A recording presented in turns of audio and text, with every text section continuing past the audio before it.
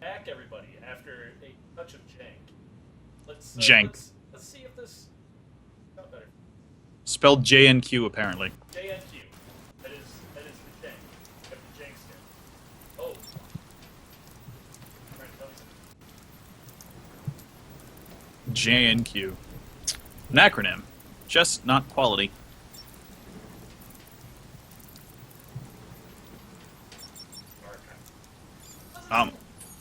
Not even a challenge.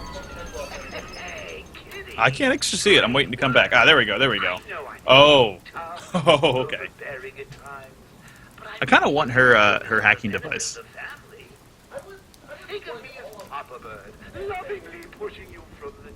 I don't need the batarangs. Yeah.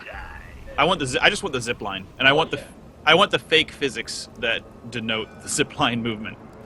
I want to be able to zip around San Francisco like at 30 miles an hour into skyscrapers and be fine. Oh, it's not the zip line either. There's also that line that lets you just put tight ropes everywhere. Oh yeah, that's awesome. It'd be fantastic. I haven't actually played one of these since Arkham City. Never got a permit. An oil baron built it for his 5-year-old daughter. When she died, he disappeared and the project fell apart. Now the Joker's Yeah, I heard that was bad. I kept considering getting it, waiting for a sale, and then not getting it. Oh, well, you are better off not. I mean, It's this that did the Wii port for Arkham. That's good. It's not everything I've heard. But if this instead, Watch it, Batgirl. Sniper. Wait here. I'll take care of him. Hold on, Robin. I've got this. I mean, everything about it looks pretty appealing. I've heard that. I've heard mixed things actually. People have told me you're not missing anything if you don't play it because it's basically the other two games. But at the same time, I've heard this is the perfected version of the other two games. I've heard of those. Tim, Yeah. not now. I want the Arkham Asylum. Mhm. Because I liked how set it was. I liked that it was very, like I said, complicated. The world is big enough to where it was still felt pretty, but it wasn't overwhelming. Very cool. Mhm. Whereas Got a hostage. I see him. Wait here. I'll take care of this. Easy, cowboy. Let's work together.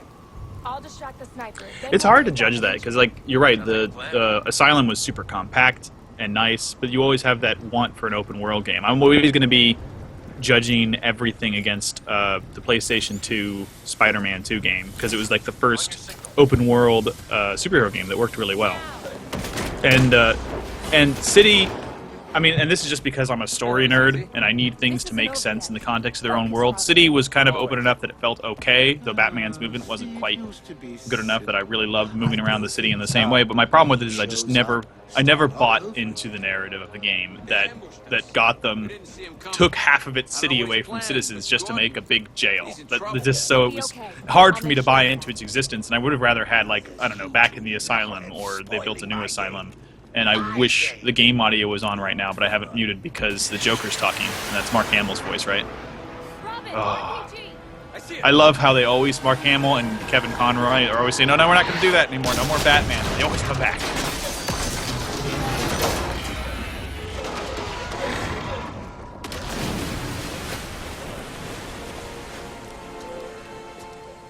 Oh yeah, he's the best Joker, and it's just it's a shame that there's no way he could do the live role, That's the hostage.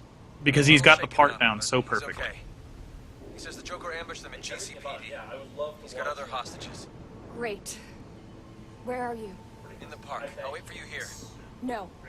I'll find Oh high yeah, ground escape it's for more it's he's so into it, and he's got the character that the Joker that you don't get with a lot of other Joker portrayals, that he's not.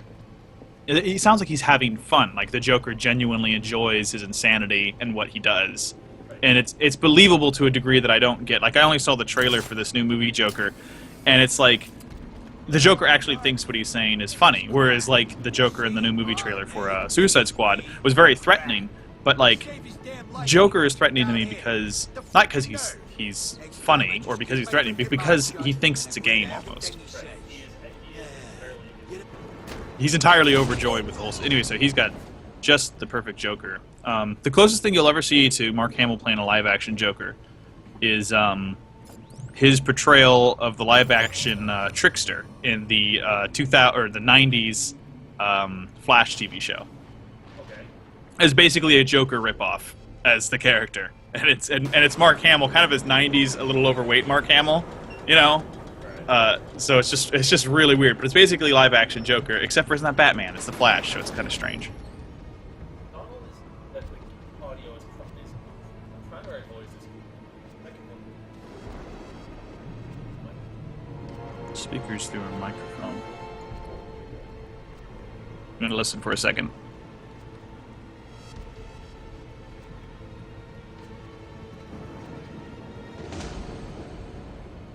Oh yeah, your audio is really quiet on the stream. Did I lose you? Well, now I don't hear you at all, Tim. 1 second, folks. I think we're figuring this out. Whoa! Whoa, there you are. That is quite a bit louder. Oh, did you have the wrong mic turned on?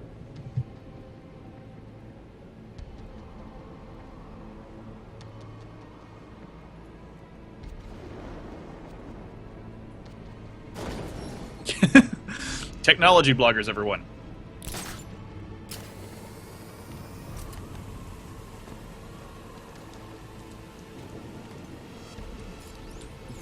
No wonder we only had 25 viewers. There was no Tim. You bring the viewers. No one knows who I am yet. I'm new to this streaming game. 6 months ago, when I was on the team before I came back, I never did the streams for some reason. Oh, it's the best thing. So good. Oh man, what were we? What?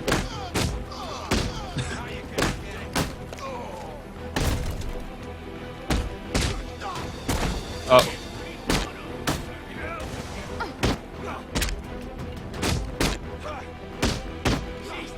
Oh yeah, I think we talked about that last week. Yeah, so I worked at a local comic shop in my town for 4 years. The oldest comic book store in San Jose. I worked there, and it was during college, right? So it was once a week for a piddling like $150 a month. You know, very tight budget. But it was a nice shop, and we got a lot of people come in. They're the regulars who read everything, the guys that have been there since the comics shop opened, and they were kids. And then whenever you got someone who wasn't a comic regular, they would come in, and I'd say, "Hey, what can I help you find?" And ask them what was going on, and they would just really disdainly, like classic nerd dismissal. Oh, I don't read comics. Like they're too mature for it or too good for it. And then they would always almost always, they would say, "Oh, except Batman," for some reason. That always drove me crazy because I get that Batman's super popular, and Detective Comics is what he started in and what DC used to stand for DC Comics. But I was like, Batman, really? He's kind of like the worst. I mean, okay, Batman's okay, but he's not why Batman's interesting. Batman's awesome because of the villains.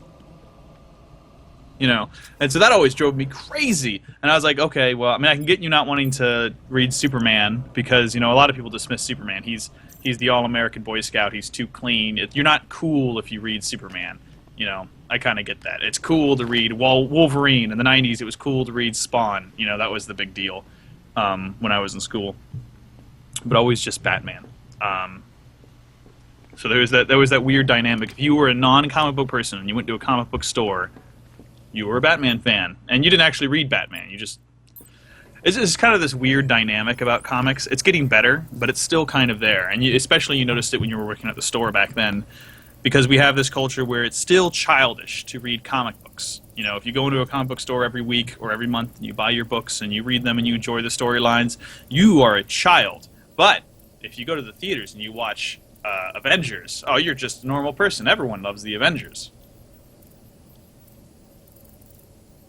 It's super weird. It's getting better, but it's strange to me that the popularity of the cinematic universes hasn't. I mean, I'm sure it's translated to greater sales in the comic book end as well, but it's really strange to me that the acceptance of it is weird. I remember before I got the job at the comic book store, I was like freshman year in college, and I brought some books home, And I remember my dad looking like down his nose at me. You know, he's like, why are you reading those? And maybe it's time you grew up or something. Don't do that. And I was like, It can wait. You sure? oh yeah, I mean, of course. Watch yourself up. I am a man-child, but that's not the point. The fact that I'm the most childish of his sons has nothing to do with the fact. He's still wrong. Is Tim back because we can't hear him? Asks Yaddle. Let me turn up the volume.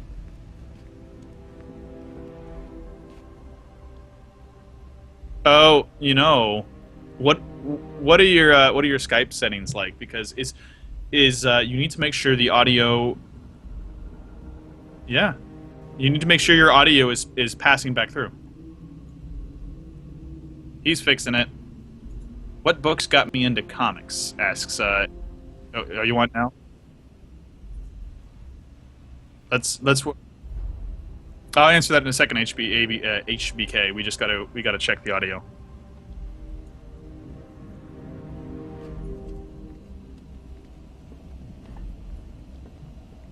One second. Do I hear you?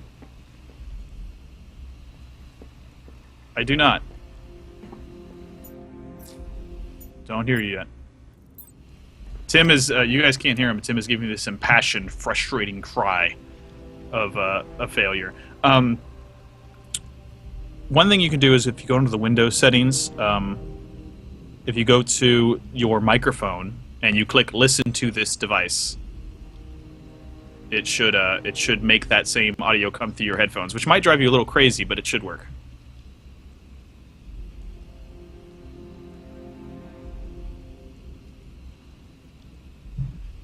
I usually just go to Windows key,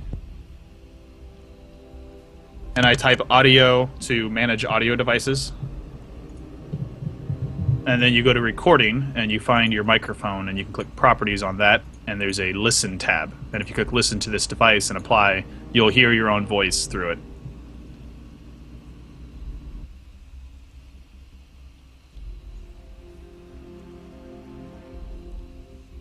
Did that work, the listen to this device thing?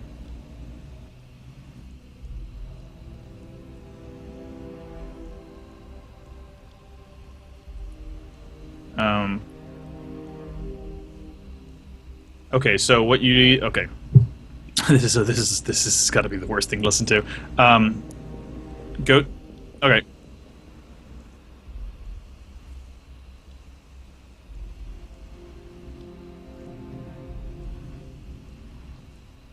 Well, if you get to what I was saying, it wouldn't come through as your microphone. It would come through as the speaker's audio, the same audio that's providing my voice.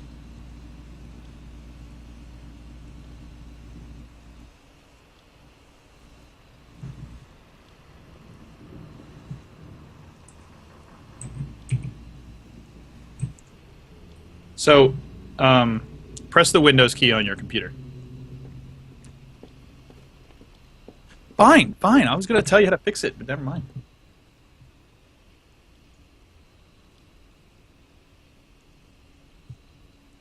Okay.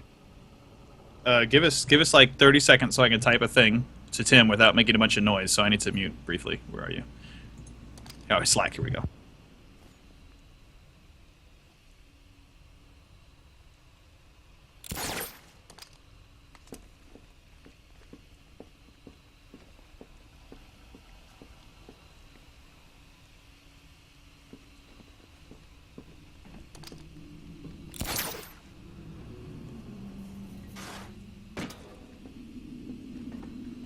Okay, so we're back, or I'm back, and hopefully Tim is going to sort out this issue. And going back, like, who knows how long? We've got HBK, but Tim is totally there, Yaddle. I swear, Tim is totally there. He's just screaming in frustration as he tries to get this to work. It's a good thing. Yeah, he just said it's a good thing he can't hear us scream. So he's totally there. He's always been there. You can believe in Tim, the one true Tim. He is real. Okay, so HBK 2814 asked me what books got me into comics, and I think that was just sort of like an accident of growing up. I always wanted to read comics as a kid, but it's not something I could have done. Like we didn't have a lot of money going around the house, and so what I would do, like on hot summer days, since we didn't have air conditioning, is I would walk down to Target, which was a few blocks from my house, and I would hang out in the air conditioned section. This probably influenced more of my life than it should, which, you know, around electronics and the magazines are in the same area. So I would hang out in the electronics and play the demo machine and all the games that I couldn't afford, and then I would walk over to the magazine section and I would read Spider-Man and the other comics. I distinctly remember getting kicked out reading the Ben Reilly clone saga of Spider-Man at Target. Some guy I thought was an adult who was probably a pimply-faced teenager, as I would learn later when I worked at Target, came over and kicked me out of the section for daring to read the comics. So comics were something I enjoyed as a kid, but never had immediate access to. Every now and then I would get an X-Men comic and I would read that. And as I grew up and I got older, in high school, some friends introduced me to Japanese comics and really liked the anime and manga stuff for a while. And eventually I started getting back into American comics as I started earning money in high school and college. And then when I needed work, I was looking for Craigslist and found my local comic book shop was hiring. And I don't know why he hired me, because for 4 years that guy seemed to hate me. But we got along all right, so I kind of just graduated into it slowly like that. While people are in chat, if you have any favorite comics you want to talk about or want me to yammer on about as we wait for Tim to sort out this whole awful microphone situation, or if he gave up and is just playing... I didn't give up. Well, he might have given up. I mean, as far as I can tell, you're playing... Batgirl's walking around on my screen right now. OBS says that I'm pumping audio through right now. So, again, if chat, can you guys please let us know what's happening? Well, I'm gonna turn the audio up and hopefully listen for your voice again. Well, you should always be listening for my voice. Always. Whoa! When Quiet. you find him, save us a lot of grief. Just put an end to his Hold on. madness. OBS, okay, your voice is very quiet, but it is there. Okay, well, there's that. I can always get really close to my mic. Get a little closer to your mic, and if you can make the audio input pump up in OBS... no, Yato, you are not losing your mind. He is back, but he is as quiet as a mouse. I have audio pumped all the way up on OBS. It is super to the max, to the extreme. There's one more thing you can do, is maybe you can go into that same microphone properties thing I told you about. Yeah, I didn't do that. I just swapped mics. Right, but if you can go into that same thing for the mic you swap to, there's a levels tab in microphone properties that will allow you to turn the levels of your microphone up, thus making your audio louder. Oh, okay, we will give this a shot. So that might help out a little bit, and then I won't be saddled with the terrifying burden of talking all alone about a game that I'm not playing. Okay, so let's see here. So we're going to wait for Tim to do that as I continue to talk about comic books alone. Before we got to HBK asking about what books got me into comics, and, you know, actually speaking books before just comics, I also read a lot of science fiction as a kid, Star Wars novels and Orson Scott Card at the time, and Star Trek books and a bunch of other science fiction. So the science fiction fantasy genre was my domain for a long time. But before we were talking about that, I was talking about my father, my daddy issues. Oh boy. Well, I mean, speaking of parent issues, we are playing Batman. Oh, good tie-in. Well, no, it was just to readdress that whole issue we had with what's acceptable in pop culture. My dad was judging me for reading comics, yet I know for a fact the only reason he ever bought a television when he first moved into his house was to watch the Superman movie broadcast on ABC. So, well, of course. There's that hypocrisy with what's acceptable in comics. Okay, I'm not seeing anything along these lines for mic settings. So... it should be in mic settings. You go to properties, and then there's general, and then there should be tabs, listen, levels, and advanced. All right. This is in like an old school Windows thing, not Windows 8. Right. So... There's playback and recording in the main window. Man, I wish I could just share my stupid screen with you and show you how the world... I wish that things just weren't janky. I just wish that, you know, we could just run this and not have any problems, but we can't. It's because you're a Mac user, Tim. It's not my fault. It's your fault. You don't know how real computers work. I don't know how Windows 8 works. Batman doesn't use a Mac, Tim. He uses a bat. That's why. Like, he uses the Bat OS. The Bat OS. He uses OX. It's Linux. Yeah, he uses OXBS or BW. 1 second. I'm going to be gone for 10 seconds. Why? Well, everybody, you're stuck with me briefly for 10 seconds while I attempt to make this work. I'm back. I told you it would be short. Oh, wow, that was really quick. I told you it was going to be a 10-second delay. Yodel, thank you for bearing with us in this trying time. It's something that we're all struggling with today. But you're here, and that's what counts. So I think it's fine. Okay. I can't really say that controlling Batgirl is much different than controlling Batman. She's smaller. Is there like a smaller hitbox? Does it feel like you're dodging better? No, it doesn't. Like, Catwoman didn't feel an awful lot different either. She's not faster? She might be. She should definitely be faster. Well, she should be faster. But Like, I mean, that's how I would design it. I would make a faster Batgirl, but a guy that takes Batman 6 hits it takes down, it takes 7 for Batgirl or something. I don't know. All I know is I didn't feel underwhelmed, or I didn't feel underpowered when I was fighting that huge group of thugs. I wasn't paying attention. I'm sure you did wonderful. I concur, my I did. So I did. is I'm amazing.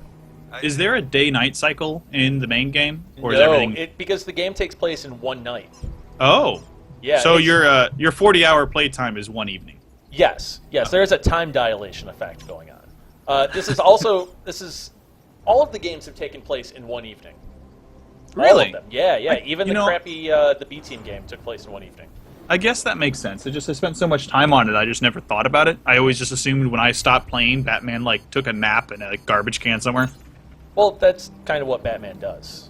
Right. You know, he calls the Batmobile in and he sleeps in it, and it's like Doctor Who's TARDIS disguises itself as a phone booth. Well, I mean, now, yeah, that's actually plausible. Batman can sleep in the Batmobile because he drives in it all the time. I always wonder because, I mean, I know it has to take place at night because it's kind of a Batman game. But I would love to see some PC modder take the completely broken version of this game and make a daylight mod.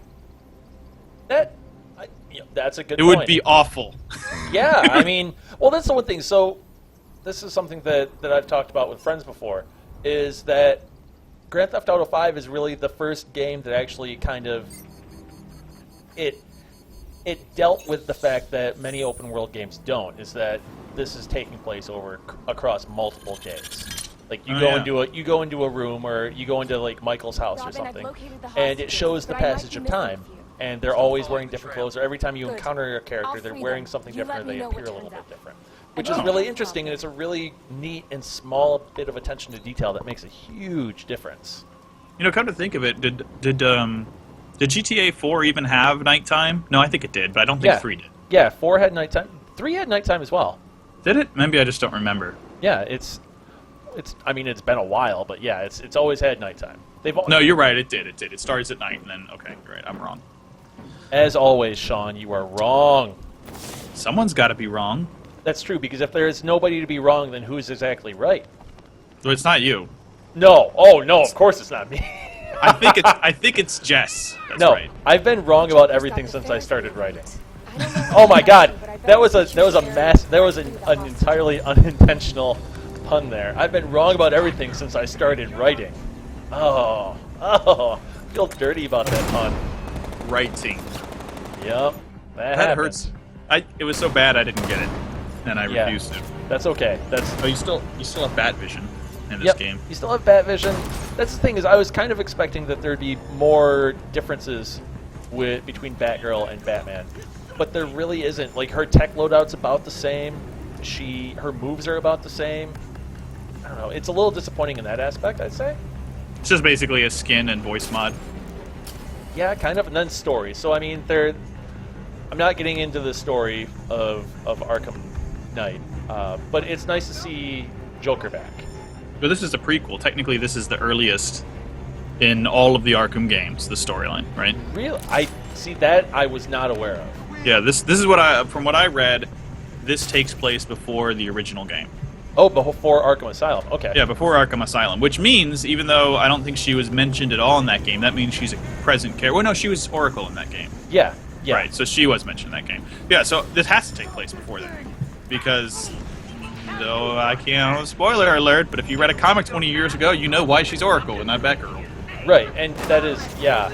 There are, what is, well, that didn't end well. Oh, you're still hanging on my screen. Oh! I like Yodel. So Batman is a super hobo. Yes, he is. Batman is a super hobo. He is renouncing his wealth to be a super hobo. Well, actually, he's oh, this fits too well. You know how there's those rich kids that are homeless on purpose? Oh yeah, the crust punks. Yeah, Batman's a crust punk. Oh god. I've never heard that word before, but yeah, Batman is the ultimate crust punk. Right, you know, he's ultimate crust punk. He's living out there on the streets for no reason. You know, he thinks he's cooler than everybody. He would Batman be one of the crust punks that lives in Golden Gate Park? Oh, golly! Sorry, just thinking about Golden Gate Park. Yes, except for the park is too bright and happy for him. The park is beautiful.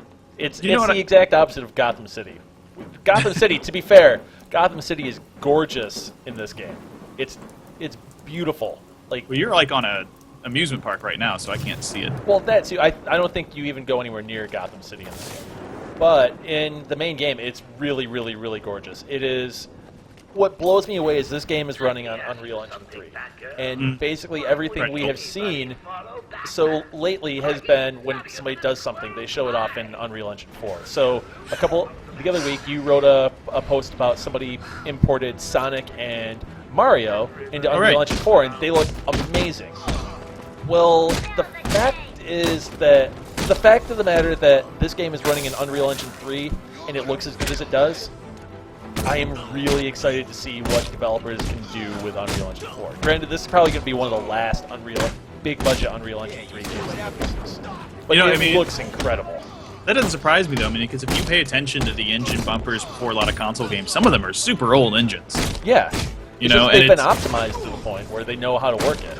Right, or you just know what to do with it more, and something as simple as just taking an old engine and throwing in like better resources can just make a game look amazing. Like one of the things that's been done since you have Mario, and we saw Mario in Unreal 4, and someone in that same, when I was doing the research for that piece, they had a video of the Mario they used for that, which I think was ripped from Galaxy, and they said, but look how much bigger and higher resolution the textures and model are for Mario ripped from Smash Brothers for Wii U. Right. And he was like twice as big, and the textures were just more gorgeous. So something as simple as just little things like that can make a huge difference. So it doesn't surprise me too much that it can look that good, but it's sort of, I don't know, Batman kind of makes me a little glad the PC version is broken. Hey, sad clown. For stupid selfish reasons. I was going to play it on PC because I have this overpowered PC, and I was like, I want to get the most out of the game and see how good it looks. But now that it's broken, I don't have any choice but to have another game I can finally play on my PS4. Right. Which I haven't played that much on. And this is the PS4 version. It looks great. Yeah. Want to drop some stuff from chat. Yeah, we're still working on figuring out the schedule for streaming. It's a work in progress. I know that it's a little difficult sometimes to follow us, but since Anthony is no longer with us, we have to kind of do things on the fly a little bit. But you can guarantee that every Thursday afternoon we're going to have a stream. The timing might change a little bit here and there, but it is going to happen, and we will be here. So I apologize, Duke and Yodel, for that, but we're trying our best with limited manpower to do things. So one of the reasons we have me on this stream as well is we're getting me accustomed to the format we use, so I can help out and fill out more spots so we have more people hosting streams in the future. Oh gosh! You are getting just destroyed, dude. Yup. This is what happens. Yup. You got to use that counter button. Yeah, this is what happens when I'm trying to talk as well as play a timing-based game. Just run away. Run in circles. It'll be fine. Everything's fine. Oh golly. Yep. Duke, I would say that if you enjoyed the previous Arkham games, Arkham Origins notwithstanding, that this is a good investment of your money. You kind of know what you're getting into. The story is really cool so far. I'm not going to give any details away. It's interesting, some of the things that it does. The game has an incredible eye for detail. Just a bunch of little things, just so many idiosyncrasies that really, really, really help to sell the game. What we were talking about... Oh, go ahead. I was going to say, speaking of that, like, what I've heard is it's very similar to the old games. Does it add anything really specific gameplay-wise? I mean, obviously you want to play it if you want to get in on that story, you want to get in on that Batmobile, but like, what does it add that's completely unique to this game that couldn't have been done or wasn't done on the other games? The Batmobile is the biggest addition, and the thing that I keep saying about it is that I was worried, and what I wanted this game to do, I was trepidatious going in, because I was like, I want a sequel to Arkham Asylum. I don't think that this game needs to be this huge open world that it's turned into. That feels like bloat, like next-gen things, like, oh, because we have the power, we're going to use it. But so far, I've been really... I think I'm 16% of the way through, which is not far in an open 16. world game. Yeah, in an open world game, that means nothing. Also, I'm going to die again. Well, the percentage means nothing in an open world game either, because to get 100%, you gotta get all those Riddler trophies and things you're never gonna do. Yeah, things that I will never do. You personally. Some people will do them. Oh, yeah. Yeah, I know somebody, it's in my Twitter feed, she has finished the game 100% and then went back through in a New Game Plus to do it further. I was like, oh my god, I don't have that kind of time and effort. Oh, yeah, I don't think I've 100% at any game since I was in high school. I just haven't had the ability to. Oh yeah, I don't think I've ever done 100% of any game. But I've had to cut back as I get older on what I consider completing a game. Oh yeah, even open world games, I've never been like, oh, I got to do everything, I got to see everything, because it's just a fool's errand for me. But this game, I was worried that the Batmobile would just be tacked on, and it would feel very much like, oh, this is something that just needs to be in there because we have a next gen game now. But what's really interesting is that the Batmobile feels like an intrinsic part of the game. It's not just tacked on. The game is built around the Batmobile, which is really interesting. The Batmobile controls like crap, though, which is a problem when this game is so reliant on the Batmobile. Really, the driving portion of the game is not well controlled. It's not well controlled, no. And then the default control, the default mapping or binding for entering battle mode is the left trigger. So, the left trigger or the left button? The left trigger. So the lower one. That's weird. So instead of that being your brake, that is actually how you enter battle. So is brake square then? Yes. Yeah. Okay. It's like it's like a PS1 brake. Yes. It's not ideal, but it feels the driving feels good. It's just the Batmobile feels impossible to control. Like, it's super powerful, and you are running around really tight streets. So it conveys the sense of power of the Batmobile. Oh my god, I am getting overwhelmed by thugs. Good lord. The rest of the stream, this one room. Oh, I think that's happened before. That's been really unfortunate when it does, but it does happen. Well, it's really hard to convey how difficult it is to play a game and talk at the same time. Right. I've only got a few gaming videos on YouTube, and almost all of them are recorded after the fact. And the ones that aren't, I don't do anything. And I don't remember what I'm doing as I'm playing it because I'm focused on talking instead of focused on the game. So it's actually a huge challenge. Yes. Sorry, I love the animation on the death sequence. The way his hat falls off, the character is it's beautifully animated. Duke, as long as I don't push up to go forward, I'll be happy. I remember those days. I had a problem like that with Red Dead Redemption. I was like, oh, I have to keep pushing up to go forward. I used to prefer those tank controls. Yeah. That's how Resident Evil was originally controlled. Yeah. But you try and go back to those games now after we've evolved as a community in controls. It feels impossible to play these games that I remember thinking the controls were genius. GoldenEye's controls were revolutionary, and now they're awful. Oh yes. Oh, this is gonna be a shorter death, or a shorter life rather. Yeah, you really got to make a judicious use of the counterattack button. I think that's triangle. I don't know what button it is, but counterattack and Yeah, dodge. it's triangle. I would just do that and just jump over people all the time in the old games.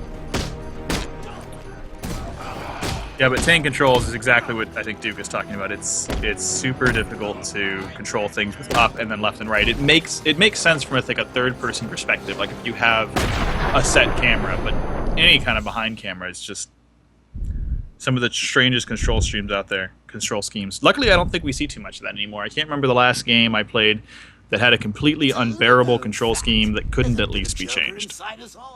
Yeah, and that's the thing is I believe that there is a way that you can rebind the key for that specific moment. So for the Batmobile, you probably could for your break. You just would have to go through the trouble of it. And if it didn't have complete rebinding, it would at least have an alternate control that would probably suit you. Yeah, yeah. So that is the one nice thing about playing on PCs, though. You can usually rebind everything. So Sean, mm-hmm. This is me feeling really overwhelmed, and like if as Batman, I could actually handle this fight. Like, are you saying that if you were Batman, you think that this fight wouldn't? You think that Batgirl is weaker here? Yes, definitely. But I have failed many fights as Batman as well, so I don't know how accurate that might be. I think that's excellent if it is. It means you need to learn to fight with more finesse and care, which is sort of how Batgirl would have to fight, because,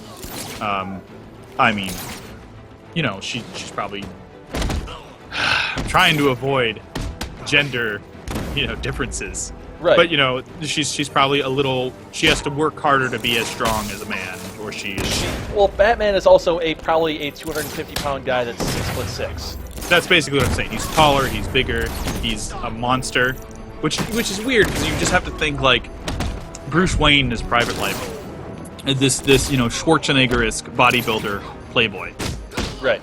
Like, what do people got to think of this guy? They probably are in... Oh, wow, I thought I was doing so well! Dude, you got up against the glass wall there.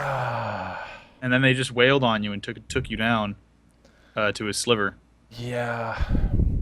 Yeah, Duke, you're saying that Witcher felt sluggish. That's a game that I haven't gone back to really since our stream. I wrote our quote unquote review of it. I played it on Xbox One, and I just, that game just is failing to grasp me. I think I might be intimidated by just how large it is. And that was the problem that I went into with this as well, is it's like, oh god, this game is so big, I will never be able to finish it. The difference for me with Witcher is for me the universe just feels so deep, I get lost right away. Have you played The Witcher 3? I haven't played 3 yet, but like just 2 and 1, like I played most of 1, and then I got kind of like, I got lost because it was kind of big and confusing, and then I played 2 for a bit, and I felt like I was stepping into a world I didn't know enough about. That's how I felt with Witcher 3. Yeah.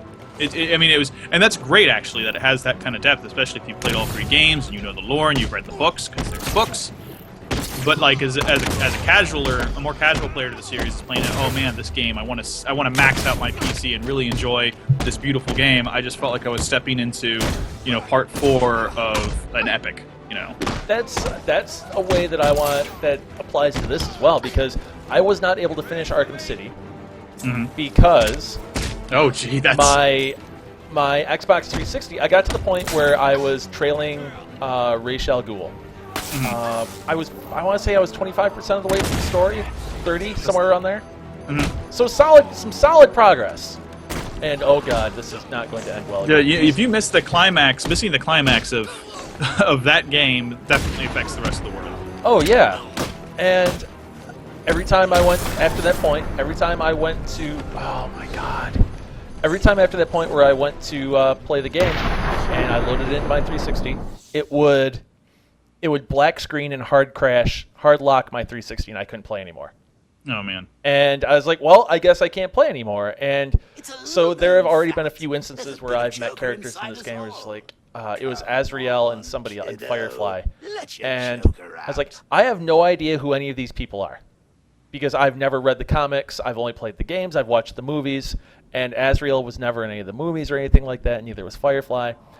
I don't even know who Firefly is, to be honest. He's a guy with a jetpack that starts fires. Oh, he's kind of a generic write-off characters. There's actually quite a few characters in Batman that you can write off that are weird. But there is a specific mention where Bruce says to Alfred, he goes, "Oh, Firefly says something to Batman. He goes, "Oh, you were on that bridge and it was on fire, blah blah blah." It's like, I don't know what any of this references, and I feel entirely out of the loop. I know I had a friend of mine. He told me what the big twist at the end of Arkham City was. And I was like, oh, okay, I get that. I was like, I wish I could have seen that, because that would have been awesome to experience firsthand. It was not able to. Without saying what it was great, because what it was is something like, I thought they would never do that. It seemed like too extreme, and so it was a genuine surprise, which is isn't something I get with a lot of games, particularly games on licensed properties, because they're based on something I know, so I kind of know where it's going. But that, it was I didn't know whether to feel like happy that I was surprised or betrayed, because I was like, no. It was a really good ending. See, Fat Cylon says, starting The Witcher 3 again, he put in 15 hours, but his method is to restart with a fresh understanding of the gameplay. I got to do that in a lot of games, especially if I leave them unplayed for a couple of weeks or months. I hate doing it, because I hate replaying a game that I've already played, but you've got to start fresh, because you'll forget where you were, you're forgetting how to play. I always have that problem, especially in skill-based games. If you don't keep it up, you're left behind in the curve, and then you can't play at the level you were before. You don't remember the controls. It's extremely frustrating. So sometimes you really do have to start over. Yeah, that happened to me most recently with Fallout Shelter, actually. I don't have that game because I don't have an iPhone. I want it so bad. It's okay. You're not missing a lot. I mean, it's fun, but the game is, it's very much, there's a learning curve to it, and how you succeed in Fallout Shelter is by assigning people to the correct rooms based on what their skill is. Right. So it goes based on their special skills, so strength, perception, endurance, intelligence, agility, and luck. And every room that produces a resource is tied to a different skill. So you want somebody to do their best at their job and produce the most resources, so you're going to put somebody, say, that has a high agility rating. You're going to want to put them into the diner, because they can, whatever, that's, for whatever reason, the diner is where people with high agility excel. And the diner produces food for your shelter, or for your vault, and that's that. But if you are not paying any attention to that, you are running out of resources all the time, and you're like, oh god, I need to rush this process to generate more resources. And when you rush a resource generation, you run the risk of either a red roach infestation, or a fire in the vault that you have to put out. I just wish I could play it because I'm a big Fallout fan, and it's hard. It's the perfect stopgap, for waiting for the game. And then you get into my whole rant that I won't get into here about how I hate how everything comes out for iOS first. Are you going to be picking up that Fallout Nuke collection that was just announced today? I like it, but I don't have room on my shelf for a collectible, and I don't need it because I already own on multiple platforms every Fallout game available, except for that weird Brotherhood of Steel one on the PS2. Oh, I didn't know there's a Fallout game on PS2. There's like a first-person shooter spin-off or something that I never played, and it's non-canonical and it's not very highly regarded. Okay. But this was before Fallout 3, and it was it's like a Brotherhood of Steel. Do you want some help with this? Do you want me to turn on PS4 share play and see if we get that disaster working? We could try that. I mean, it might. The worst case scenario, it takes up too much bandwidth and the stream goes wonky for 10 seconds until we cancel it, but I mean, I'm on a wired connection, my connection's fine, we can give this a shot. I think it'll be interesting to try out. Live on the internet, I'm going to let Sean take over here for a second. Give me 10 seconds to turn on my PS4, hold on. Alright. So everybody, how is your day going? How is your afternoon? Are you enjoying your time with us? Because we are enjoying you being here with us in the chat, on the Twitch, the internets. We're happy you're here, and we're going to try an experiment. It could go horribly wrong. This is beyond a bad idea. Can you hear me? Okay. I can hear you. Okay, because I am I'm in a very awkward position, turning around, trying to stay in range of my TV in order to, Okay. Let me maybe turn this down or mute it or something. Now, do you know how to do... Oh, maybe I can't do it because there's a system software update. Yeah, you take care of that, and then we'll jump back. Maybe I can pull it out this time. I doubt that I will, because there are a lot of thugs. Like, this is an endurance test. I have never encountered this many thugs well, hold on. In Arkham Asylum, at the end, in the preamble to fighting the Joker, there is that room where it's just countless thugs that you have to fight before you can take down Joker. And they all start charging at you and crap.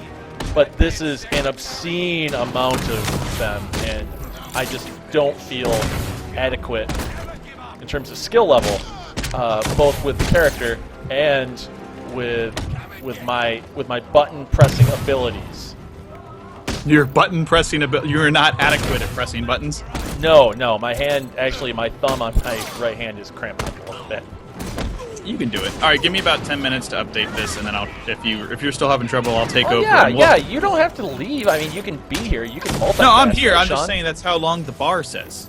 Oh yeah, I'm that's going. fine.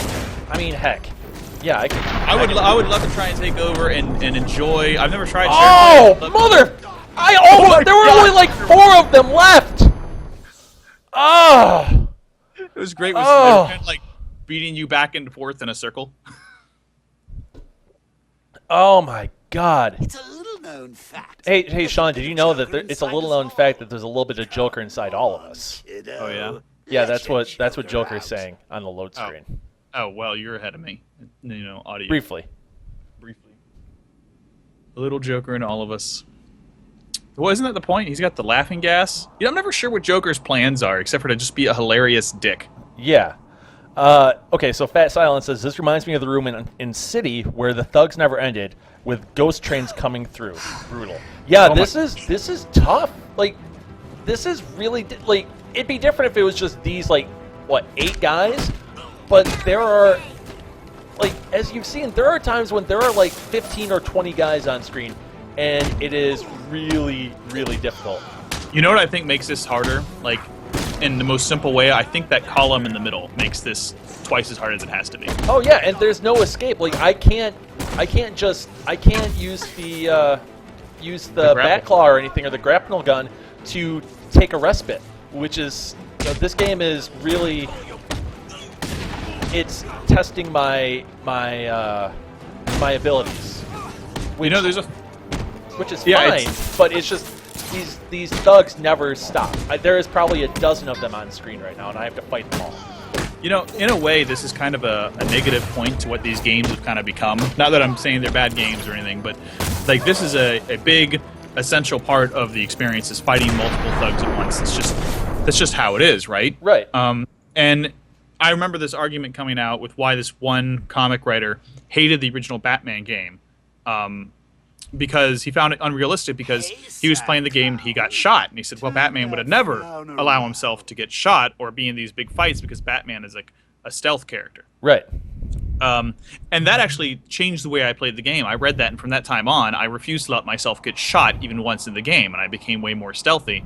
And I think as the games progressed, that we kind of, like, that ability became slightly less of a focus. I found it harder to avoid those kind of fights in Arkham City. And with this kind of thing, you're fighting 30 guys at once. Batman would probably, that would be a last scenario for me. That would be the death of Batman. I think that would be, how a comic book writer would be like, all right, we need to kill Batman. This is how we're gonna do it. Right, you're just gonna overwhelm him with the mob. Of course, in the comic book, Batman would have some sort of sonic grenade or something that would just wipe out the whole crowd because, he's amazing. Yeah. Well, I mean, you could even look in the movie in Dark Knight Rises. With that final, that street fight with him and Bane. Like, there is so much going on. He could have been killed at that point, too. That could have happened. The movie Batman is a weird Batman. I'm really wondering how the next one is going to come out, to be honest. The Ben Affleck one? The Ben Affleck one. Mainly because at first I didn't mind, right? Because I was like, oh, he's going to be wearing a mask and look like Batman anyway. But now I can see the Affleck chin in the costume.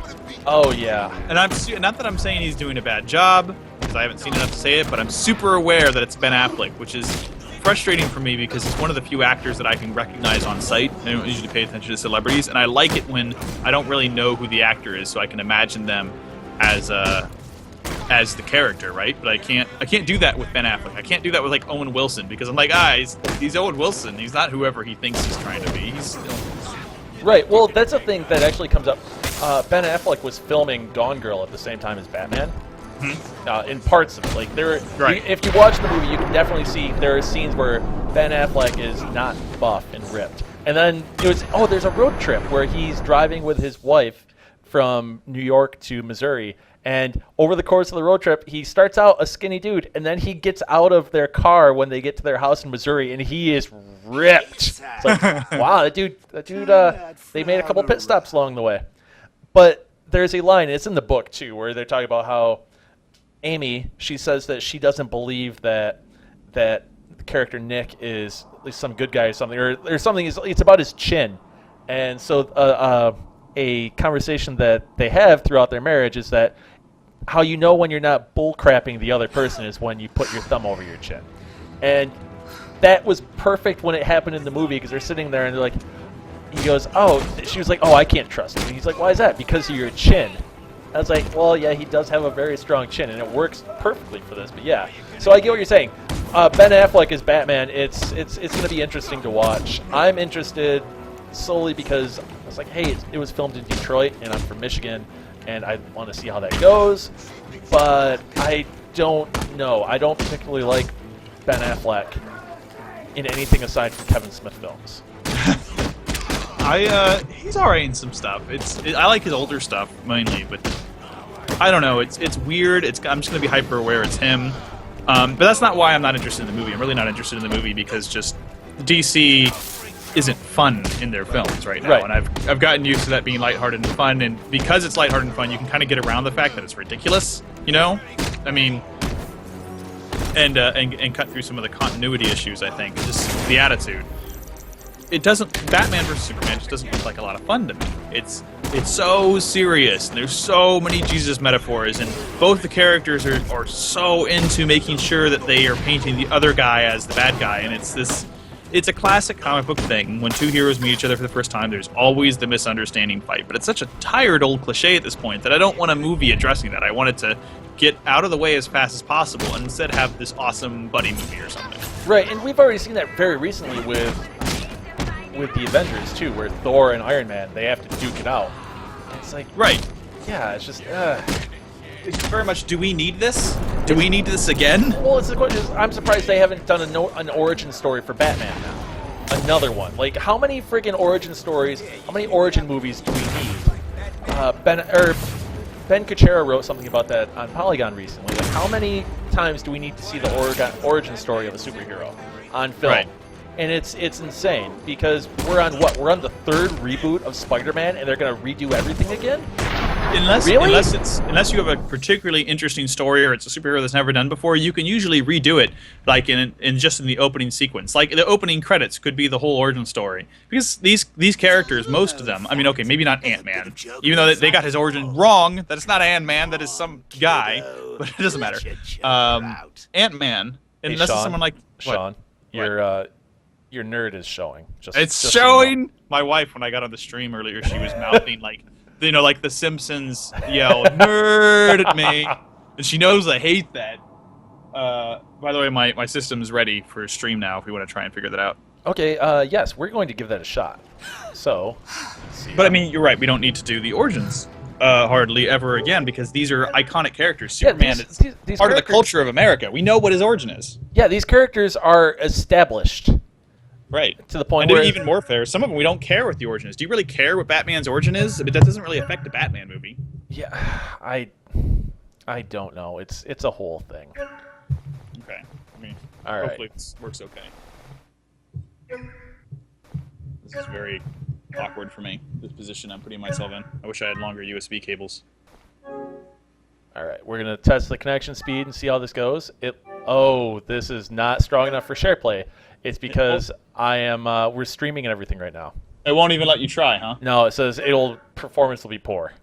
Well, let's try it with poor performance. Oh God. Oh, now it says good and it's strong enough for SharePlay. Okay. So let's see if it's. Do I have to wait for you to invite me, or is there a notification panel? Oh, receive go. share play. Let's see. Press the button. This could go. Join. This could go very, very, very bad. The stream is gonna drop out. My garble's gonna audio. My garble's gonna audio. Your garble's gonna audio. Yeah, Fat Cylon, the Journey theme is actually free right now too. It's the static theme. That is not the dynamic theme. What I'm using is the anniversary original PlayStation theme that plays the original PS1 sound when you boot up the system. Okay. Oh no, you're not playing. It says it's trying. It says connecting to the host. I'm not there yet. It's trying. Oh, yeah. I'm not playing yet. You have to press a button to allow me to play. So let's wait until you. Okay. Here we go. Go to party screen. There we go. Oh my gosh! Whoa! We're doing this. How do you play? Square is attack. Triangle is counter. X is dodge. Takedown is left 2 and triangle. Left 2. Yeah. After a guy's dazed. What's dodge again? Is it triangle? X. When a guy has stars around his head, you press left 2 and triangle to take him down. Okay. What's counter? Counter is triangle. Oh, triangle. Okay. Oh my gosh, I'm getting wailed on. Just okay. Let's triangle our way out of here. Triangle. And then when a guy's charging at you, you pump R2, I believe. Okay. There are definitely some new play mechanics here that weren't in the last game. I'm surprised this is working. Oh my gosh. You know what's... Oh, I'm dead, though. You did this. throw me in the middle of an I match, did. though. I did. You know what's surprising is actually it looks pretty good on my end. Hey, I think Yoddle, here we go. Everything's about to fall apart. It sounds like you want this to happen instead of actually making progress. Like, considering we have not made any progress in the last 25 or more minutes. Yoddle, to be honest, he's got a point, but I mean, isn't that what we said when I came back to Engadget? Here we go. Sean's back. Oh, whoa. What is that? That is something that's going to be removed. Is that... Oh, I see what it is. Okay. Yep. Just get rid of that. That doesn't exist, folks. Okay, here we go. So what's the difference between the red dealies above their head and the blue dealies above their head? The red one means that they are about to attack you with great vigor. So I don't seem to be able to dodge that one. That's something to do with the triggers that I have not fully mastered. All right, let's just let's leap away. Look at him chasing me. Oh I am still honestly surprised that this is working. The future, everybody. This is the future. Right here, right now. There is significant controller lag, though, I gotta say. Like, Oh. enough that I think I could play it, but... Yeah, yeah. Like, I've done this one time before with my best friend, but he doesn't have super great internet, and he was playing Far Cry, and it was like 2 seconds of lag. Oh my gosh. Yeah, Oh it my was gosh, what did that guy just do to me? You know what I really like about this game, actually, is I think Batgirl's costume is just beautiful. You know? Yeah, it's not skimpy. It doesn't look like she just got out of an S&M club. Like, it looks like it's fitting for the character. It respects the character. Yeah, I think it does, and wow, what is she doing? Better than just respect to the character, I think it's got enough elements of classic Batgirl in it. Like, she's got the classic Batman yellow undercape, which is just a little bit more color and a little more festive than the normal Batsuit, which is, to me, really appealing. Yoddle. This is what Sony promised and they delivered. Now we can all play Knack. This actually, it sounds like it's actually working a little bit better than PlayStation Now. Oh, maybe, actually. I mean, I bet the stream quality is higher. Oh, yeah. Than PlayStation Now, because the few times I've experienced PlayStation Now, it's been relatively fuzzy, to be honest. Yeah, PlayStation Now is not great. I'm going to drop a link in it right now because I spent a week using PlayStation Now almost exclusively. Really? For video games, and it was a whole thing. It was, yeah. I just dropped a link that I wrote into chat. So if you guys want to read about my experiences with PlayStation Now. Spoiler: they weren't great.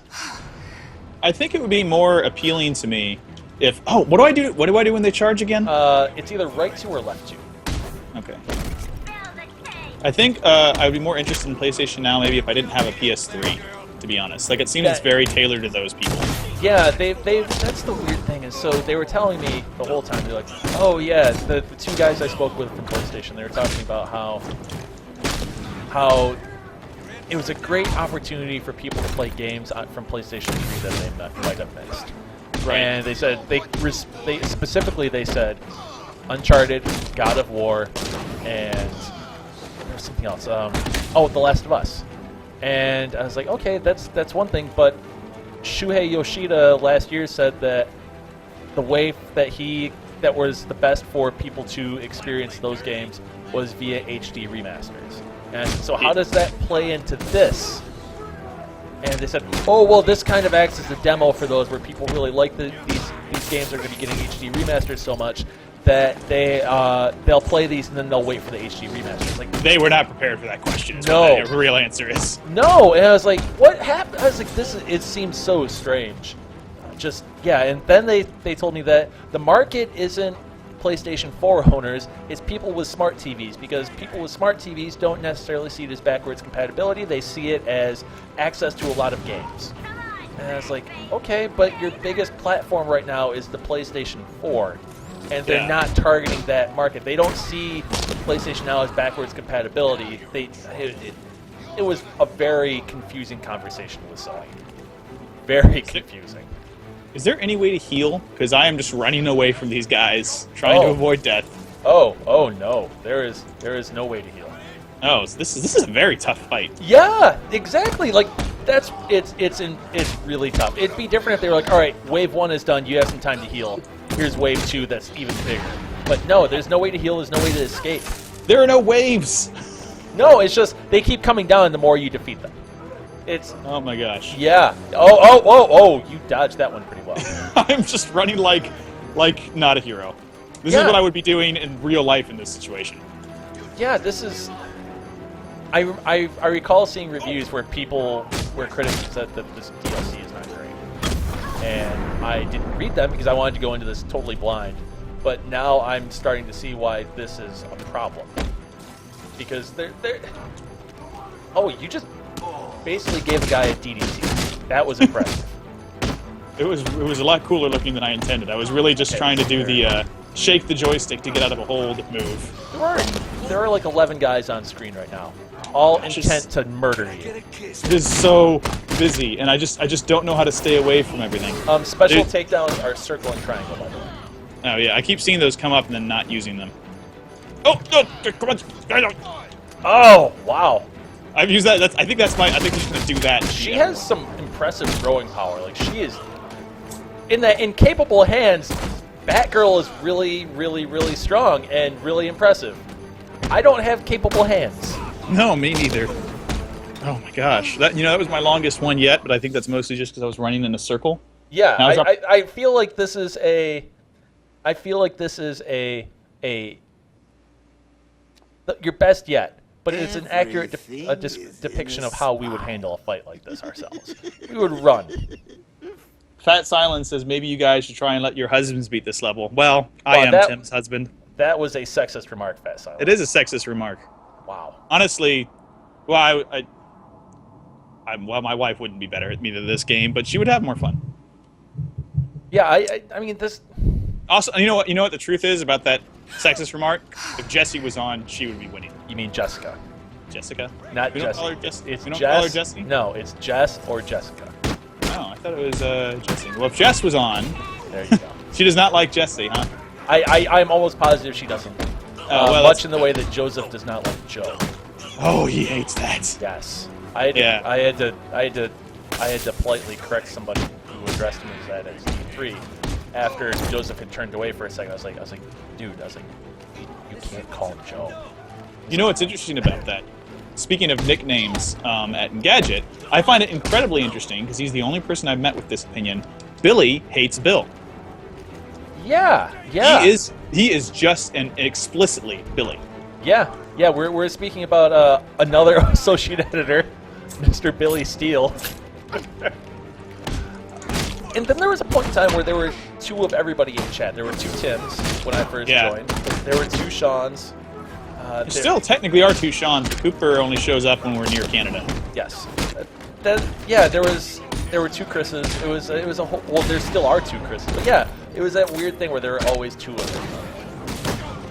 So, yes, you're seeing inside the depths of the Engadget newsroom Twitch chat. These are things you will only get here on JXE streams.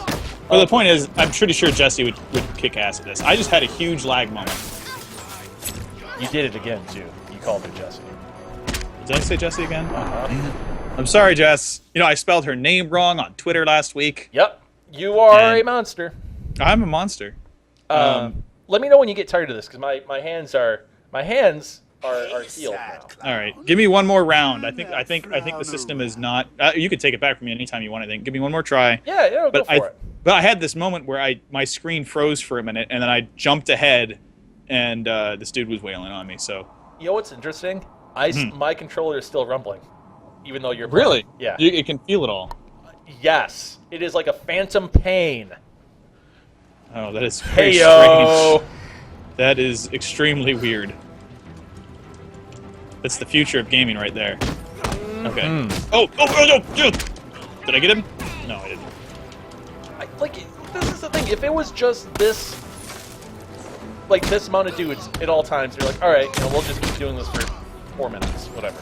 That'd be fine, but it's not. Oh, you mean like if it was a timed event? Yeah. For all we know, it could be a timed event, though. Yeah, that's true. We don't know how long this is supposed to go on. Oh! Sorry about the grunt noises. Just I'm impressed with some of the animations. The thing about Batman is it's like a button masher that you don't have to be ashamed of almost. Yeah. It's kind of nice for that. Like you press buttons and do things, and impressive stuff happens, and you get to feel like you're a part of it. Oop! All right, that guy's. I'm gonna kill this guy. I'm trying, Tim. I'm trying really hard. I appreciate that. You better appreciate it, because oh man, like see, I got to another area thinking of getting away, and then more guys drop down on top of you. Yeah, they don't stop. Oh, also, I'm watching now. Maybe you have to destroy the thing in the middle because that's filling up with water? Oh my gosh. Maybe that's it. Chat, if you guys know how to get past this, we would really appreciate it.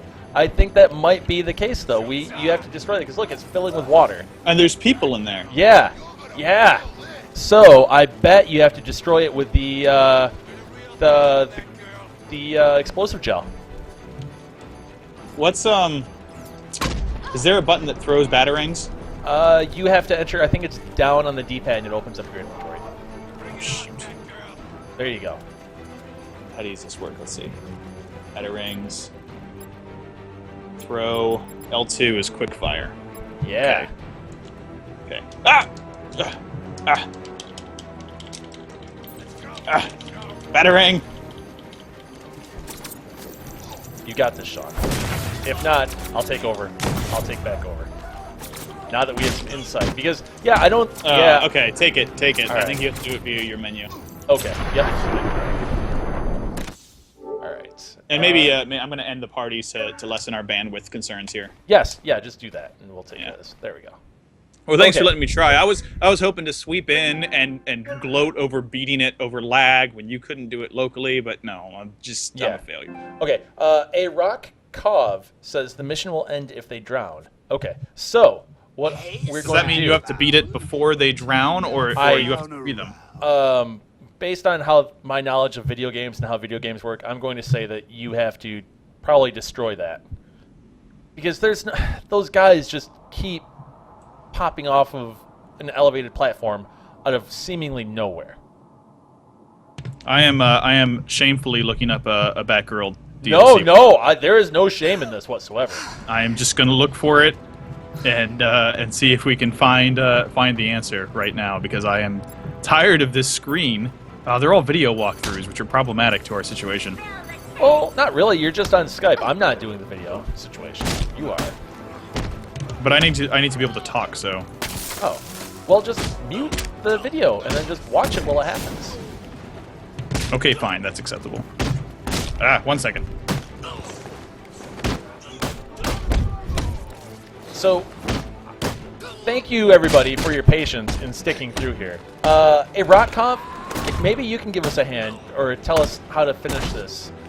Is there a way to destroy this tank in the middle, or is there just a certain amount of? Is there an infinite amount of thugs that keep coming down, or do they stop at a certain point? I think I found it. Oh.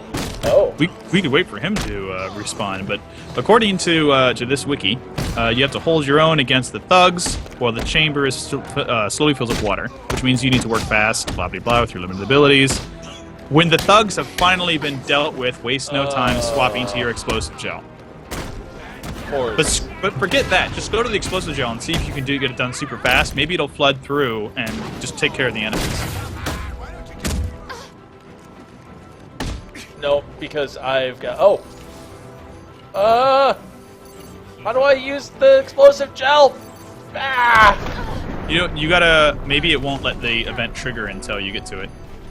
Duke, he just ran to the post office, and we're still here. Yes, we are, Duke. I am sorry. Not only are we still here, we transferred control over the internet to me, and failed to beat it. Yeah, maybe it won't let you use the gel until you beat the thugs.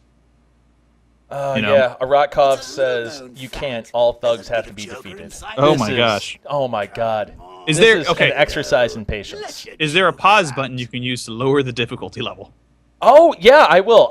It's on normal right now. I'm gonna drop it down to easy. Yeah. There is some shame in that, but I do it all the time. No, there isn't. There isn't shame in that. I don't know, man. I've been doing a lot recently. I'm a little ashamed of myself. I've been playing the original Wing Commander games. I've been playing Wing Commander 3, and some of the missions are just too hard. And I have to drop down to easy just to proceed with the story. Yeah, it's a thing. I have no shame in dropping. And it's the exact same situation as this. There's just too many enemies, and they're too strong. I don't think it's going to let me do it. No? It won't let me swap it mid-game. No, I'm stuck on normal. Even if you quit to the menu and come back in? Let's give that a shot. I'm sorry. It's just we got to get past this thing. Oh God, Duke is right though. Easy mode for streams without anyone knowing. Okay, technical break. Wink, wink. Yeah, technical break. Actually, speaking of technical break, I'll be back in about 45 seconds. Okay. Yeah, that's a really good idea, Duke. It's something that I never think of, and it's something that I honestly should think of before starting a stream. Just dropping it down on easy, because this is the thing. At events like E3, all of the video games are played on God mode, so you are not going to die. They don't. You can't die in front of a demo because it's not interesting. I saw a demo for Bloodborne, and that demo, the way that it took place, it was on God mode because last year they were like, it wouldn't be fun to watch me keep dying, or to actually have to worry about, it would rob the situation of some drama if I kept dying at this boss battle. So that was a thing that just, God mode is turned on. That's a kind of a peek behind the curtain, but God mode is always turned on, I want to say, for 99% of game demos, because who wants to look like a chump like Sean and I have today in front of an audience trying to play a video game that does not like us? Alright. I'm back, Tim. You're back, Sean. I'm back, Tim. I was just explaining to the chat that at shows like E3, games are played on God mode and usually on easy. Oh, yeah. Demos, especially, because that's especially true. Yeah, I was saying how when I saw Bloodborne demoed, they said, yeah, we're playing on God mode because us dying all the time would rob the situation of any impact and drama. So we're doing this. They were like, rest assured, this game is very difficult, and that's why we're playing it on God mode. Oh, you mean like the streams that they have during the conferences? Oh no! Well, not only that, but like. Or do you mean on the floor? Just when you go into a demo or behind closed doors thing, those demos are in God mode. Yeah, that makes sense. I always, I think it's partially that, and you always notice when they have those demos, they're so perfectly rehearsed. They act like, yeah. Oh my gosh, this is happening so spontaneously. Like, no, they have played this sequence hundreds of times. Oh yeah, they've perfected essentially what is in the script. Right. You know, they've memorized the controls. They could do it blindfolded practically, and that's fine, you know, because they need to showcase things perfectly. But now that I've been in the industry for a while, I'm hyper aware of it because I've seen it so many times. So I'm like, yeah, well, what's it really like? Yeah, and then there was a point in time, it was when, I think it was one of the Call of Duty games was shown off a couple of E3s ago, and then there was a error prompt that popped up that said, oh, controller disconnected. It's like, really? Was it really disconnected? Are you being honest here? Well, I don't know. I mean, there's things like that can happen with the amount of wireless problems that they've had at those events. Yeah. You know? Yeah, because there's just so much wireless connectivity going on that it plays havoc. Like, that's why with competitive gaming tournaments, you cannot have a wireless controller. Oh yeah. It doesn't. It's not just the fact that there could be a minuscule. Because for some people, it's just that they think the minuscule amount of lag is going to affect them. But it's really just the noise ratio, which surprises me actually that you never had major problems during any of Nintendo's large scale E3 events. Because, you're right. Because they're using, especially back then. People were still live blogging. There were hundreds of thousands of people in the audience connected to the internet using 2.4 gigahertz Wi-Fi, which is the same signal the Bluetooth for their controllers goes across. Yeah. That frequency was super occupied, and it still was okay. So I don't know what the deal with that was, but hey, Sean, I think I figured out how to fix this. Did I not? What? No, I don't think you can adjust the difficulty from the actual game menu because I'm not seeing it in here. So is it the? I think it just sets to whatever the difficulty was. Yep. Like you start and you're stuck with it. Yep. Yeah, and I am not going to restart this. No, it's probably not worth it unless everyone in chat demands it. Oh, Yaddle. Sorry, getting off topic. Yaddle, do we forget the Skyward Sword demo? Did that happen in that? I don't remember that. I remember that. Was that the one where Link's sword didn't draw? I remember seeing something on Twitter where it said, meanwhile, in Japan, somebody's getting fired from Nintendo. Oh, maybe. You know, maybe he's right. I just don't remember that happening, and it just never sticks out to me. But it could be. Aratkov, thank you for the good luck. Yeah. Sorry. We'll get it. Skyward Sword demo though, I remember someone ripped that demo before the game came out. Oh. And distributed it on the homebrew channel. So at some point after E3, I played it at E3, and then I went home, and some weeks or months later, I loaded it up on the homebrew channel on my Wii U and played it again. And I was really excited, mainly because I could hear the sound this time. Oh, yeah. There was something, not last E3, but not this year's E3, but the E3 before, where the audio dropped out. It was with the Battlefield 4. It was at the Xbox launch one, when they showed off the Xbox One for the first time. The audio kept dropping out on everything. It dropped out on Battlefield 4. It dropped out on the not Crimson Dragon, or not, was it Crimson Dragon? Yeah. The Panzer Dragoon's spiritual sequel. It dropped out on that, too. And it's unfortunate because, you know, no matter how many times you rehearse something, you can't account for everything. And you know, it's a shame because someone probably does get fired over that stuff, but in reality, almost no one remembers it.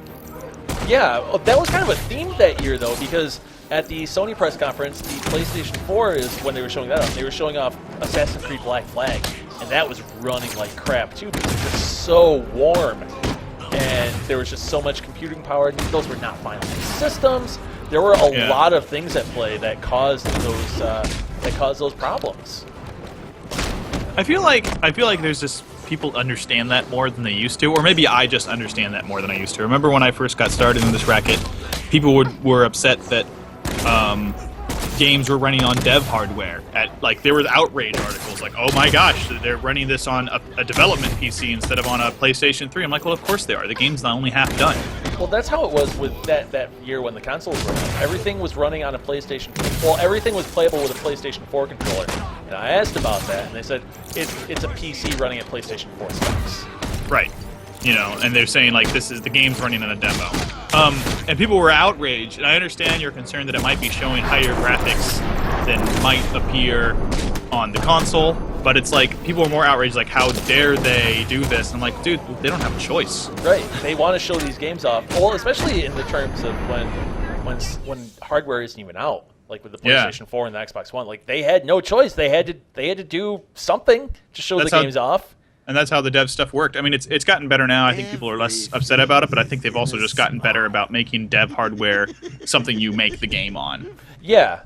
I You know. I mean, I don't know what's the difference is. I have a development kit for PlayStation 4. I have no idea what the difference is between that and the development kits that software developers have. I know that with the Xbox 360 debugger development kit, what it came with was all of the tools to transfer PC files over to, like a rough build of a PC game onto an Xbox 360 via like an Ethernet cable, so you can Right. play that way.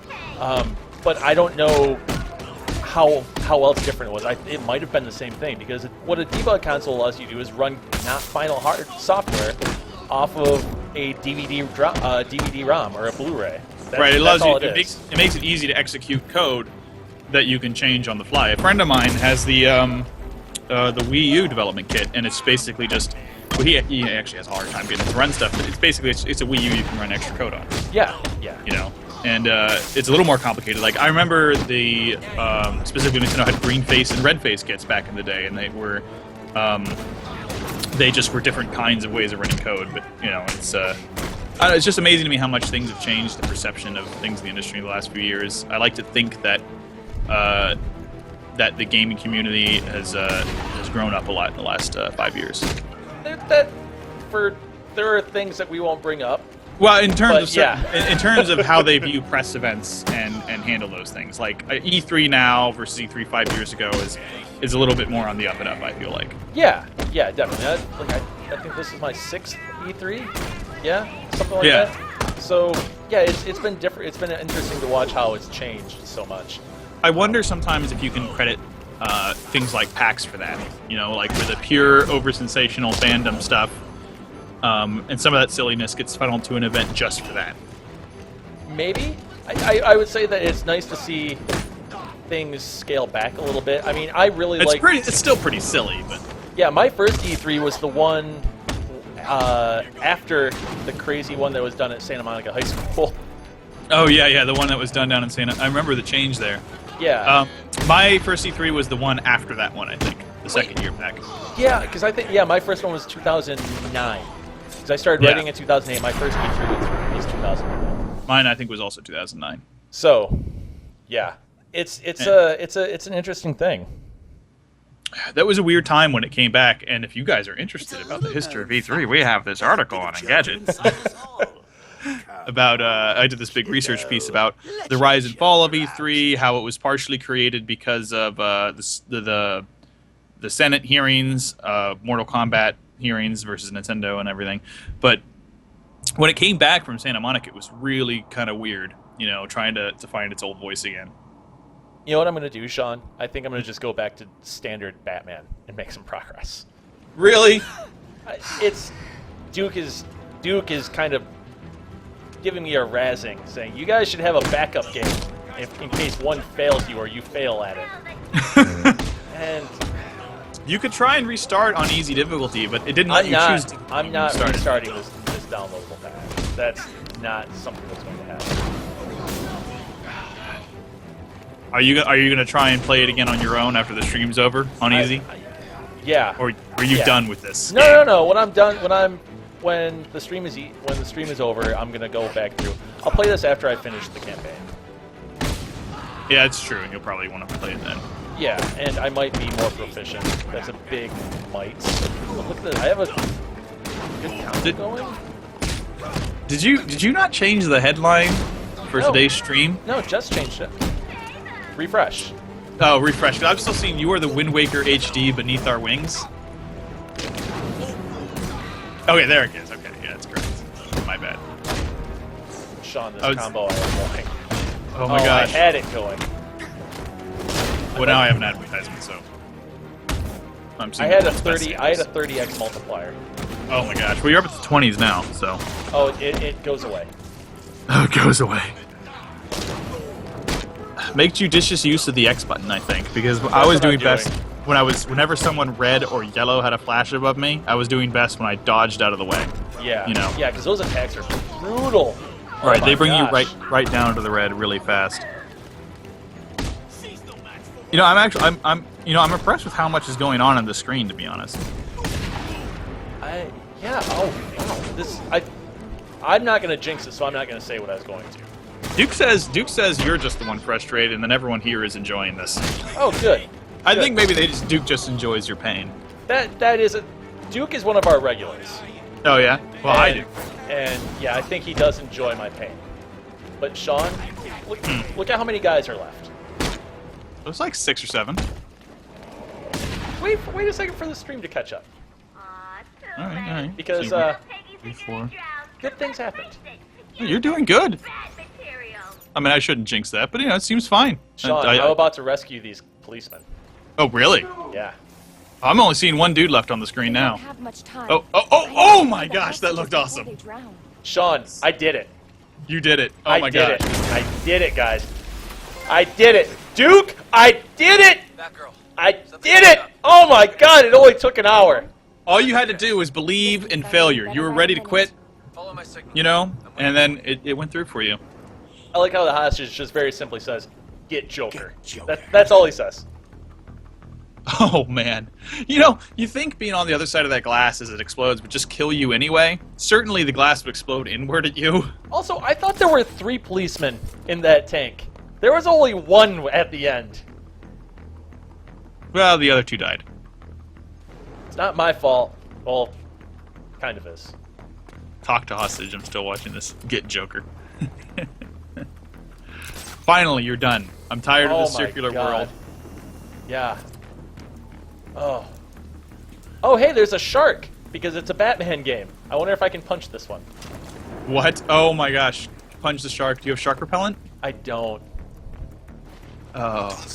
You know, the other thing I really want this game for, to be honest, is I want the alternate batsuits. I always like the alternate batsuits. Oh, yeah. Running around as Adam West Batman in such a serious game is a little funny. Well, I bought the season pass for this. So you're going to have access to all that. Oh, yeah. I am really excited about the chance to run around in the 1989 Batsuit and Batmobile. Like, Oh, I am yeah, the super movie into set. all of that. Dude, that 1989 Batmobile, I just kind of want that Batmobile with any Batsuit. Oh, Just yeah. Forget the suit, just that Batmobile is the iconic Batmobile for me. I like what Duke has to say here. He goes, that's the type of moment where you would stop playing today and try it again tomorrow and beat it the first time. Yeah. Let's see, I'm going to catch up on what people are saying here. Yaddle says, I think we all understand this is essentially a podcast. Yeah, kind of is. Yeah, we do suck, Fat Cylon. Get over it. This type of moment... Oh, that dual takedown was awesome. Also, where in the hell was Robin during that entire fight? Right, oh my gosh, where was he? Yeah. Because he's back now. Yeah. Robin was, you know, Teen Titans something. Yeah, he was Teen Titansing. That's what he was doing. He was doing the Teen Titans dance. He was texting. Oh. Yeah, because he's not like Machete. Machete don't text. Robin, he does. You know, it's pretty awesome watching Robin, like, having 2 people on the screen at once on your team. It's just incredible to see all the backflipping over everything. It looks really cool. And those double team takedowns are awesome. They're really cool. All right, this is Charlotte's. Oh, Charlotte's Horn? I want to say this is probably Charlatan. Charlatan? I can't see it. Oh, the There we go. password? Yep, there we go. Yeah, probably Charlatan. Yeah, Charlatan. It's gotta be Charlatan. Got it. So, Figbird, Ark, is that the? Are you talking about the PC game that is the dinosaur riding simulator? What? Yeah, you have not paid attention to this. It's also coming to PlayStation 4 and Xbox One, but it is a open world survival game where you get to ride on dinosaurs, and it's also co-op. Survival Evolved. Let me take a look at this. Yeah. Oh, yeah, this does look awesome. Yeah, it's on early access right now, and it's getting some pretty good feedback and reviews, considering it's early access. Also, it's going to be a Morpheus game. It is really good looking, actually. Yeah, I really want to play that game on Morpheus. I don't know, the run speed, I feel like this would make me super nauseous in Morpheus. We'll see. I mean, I'm game for anything. I just want dinosaurs. That's the real promise of VR for me. So at E3, I got to demo the new Crytek thing, which is essentially Dinosaur Island, and I got to do that in VR, and it felt like I doubt we're going to see dinosaurs cloned in our time into a Jurassic Park like setting. And even if we did, it would be incredibly expensive. Also, we wouldn't want to do that. No, we know how that turns out. That's a bad idea. Speaking of, however, did you see Jurassic World? I did. I was happy with that. I was impressed. I cried 3 times during that movie. I really, very emotional for you. Just tears of happiness, or a lot of different tears. Oh yeah, yeah. I got emotionally involved. I was surprised. I expected very little, and what came away with was the perfect sequel that the original movie should have had. Well, yeah. You know, it was very good. It hit a lot of nostalgic notes. It had stuff for old guys like me that has brought us back to some of the settings in the original movie that was really enjoyable. It had its dumb moments, but I was very surprised. Enough so that I was almost went and saw Terminator Genesis. That would have been a bad idea. My friend talked me out of it. I was like, "Are '90s movies back? Are '90s movies back? Let's go see this." He's like, "No, man, just watch the trailer again." And I was like, "Oh, okay." Yeah, well, the interesting thing, and this is something I talked about with our cop editor, Philip, is that movie sequels now that are coming out are ignoring the crappy ones or saying that they didn't exist. So we have that with Jurassic World. It also happened with Terminator Genesis, and it's happening with the new Alien flick by Neil Blomkamp. I think I haven't seen the Alien flick details yet. I think Terminator Genesis is interesting because it uses the world's own lore to dismiss all the other movies, which was I'm not even going to attempt to try and make sense of that movie. I haven't seen it, but like the concept, I'm actually very interested in the concepts. And half the trailer looks great to me, and then it gets to the actual, like Terminator 2, it reveals the actual twist of the movie in the trailer, and the actual twist is stupid. Yeah, there was a really good article on the Dissolve about how marketing ruined the plot twist for Terminator 2. Yeah, and I've seen that piece, and it's a great piece about how trailers kind of ruin the twist of movies, which is sad because it is. If you go on Reddit and there's Terminator forums, people talk about showing Terminator 2 to their friends who had never seen any of the movies or the trailers before. They watch the first movie, they watch the second movie, and the reveal in that movie blows their mind. Exactly. Yeah. What it was going to. Yeah, I saw the movies out of order, so I missed out on all that. Oh yeah. Whereas going in, like I saw them pretty much out of order too. I saw Terminator 2 first as a kid, and so I only ever knew Arnold Schwarzenegger as a hero. But if you saw the first movie and then the second movie, it would have just been amazing. And this is not Batman. We are not talking about Batman. No, we're not. That is very orange door there, Tim. Tell me about that orange door. I don't know what's going on there. I'm not entirely sure what I need to be doing here. I tried using the explosive gel, and I couldn't. I'm not sure where I need to go or what I need to do. There are people with guns that want to kill me. You can see these laser terminals, these laser turrets. You're still in kind of a stealth. Wow, your health is really low. You're in a stealth mode right now, though, so that's always kind of fun for me. Let's see. Can you not get on top of those pylons and then drop down on the laser guys? Nah, I don't think so. Like, I can go up near them, but I can't get up on... I can't access their perches. No, I see. Yes. What were you doing just now? You were in first-person mode? That's what happens when you are in grates and tunnels and whatnot. Oh, okay. You were in a tunnel. That makes sense. Yup. I was just kind of freaking out for a minute, wondering if there was a, like GTA 5 FPS Batman mode. Oh, what is happening? I don't know what's going on. Oh, I just died. Yeah, you can't get up on that tower. That's true. Nope. You should be able to. That was my really, really bad impression of Lana from Need to take Archer. out Joker's No. Hey, so wait, do you have the remote control batarang in this game? Wow, so? You died in a really weird way there. Yeah, I didn't know what was going on. Yeah, you have the remote control batarang, but you don't have access to it as Batgirl. Oh, dang. Because that would be perfect for right now. Oh, I just got headshotted. Oh, okay. Good lord. Because if you could remote control Batarang up there and knock one of them out. Yeah, no, that's not an option. So wait. What about can you Batarang onto this carousel? We're going to find out. Right, if you can grapple onto the carousel and ride one of those things up, you could jump off and glide down to the towers. I bet that's what I need to do. Yeah. Thank you, Sean. I figured that out while you were getting shot in the head. Thank you. I appreciate that.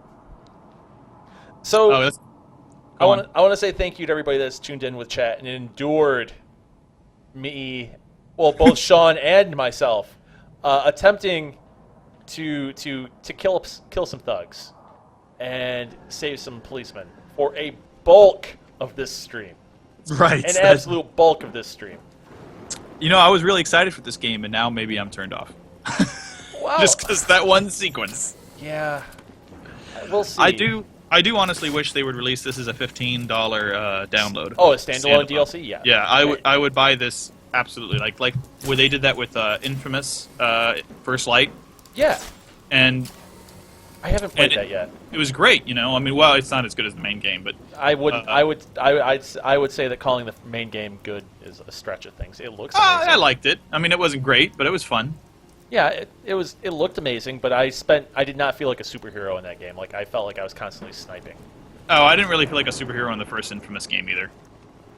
You know, it was just fun to run around and use random powers. I thought it was interesting that the power set changes.